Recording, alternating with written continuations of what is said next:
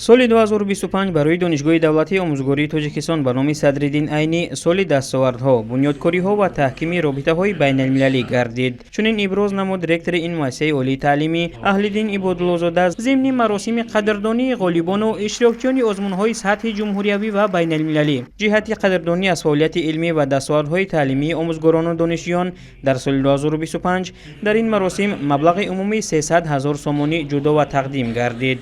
این مبلغ با آموزگارانی که در سال 2025 به یک قطار دستاوردها نائل گردیدند، از جمله تصدیق رساله‌های علمی، اجرای معیاری درس‌های ویدیویی و نشر مقاله‌های علمی در مجله‌های بین‌المللی وب آف ساینس و اسکوپوس، دانشجویانی که در آزمون المپیادهای سطح جمهوری و بین‌المللی سزاوار جایهای افتخاری گردیدند و راهبران آنها همچنین به خوانندگان لیسه نزد دانشگاه که در آزمون المپیادها جایهای افتخاری به دست آوردند و دیگر گروه آموزگاران و کارمندانی که در پیشرفت دانشگاه سهم نظررس گذاشتند سپرده شد. باید ذکر نمود که در سال 2025 در دانشگاه همگی 33 نفر آموزگار رساله‌های علمی خود را دفاع نمودند، از جمله 3 رساله دکتری، 19 رساله نامزدی و 11 رساله دکتر پی اچ دی که این نشان دهنده افزایش اقتدار علمی دانشگاه محسوب می‌یابد.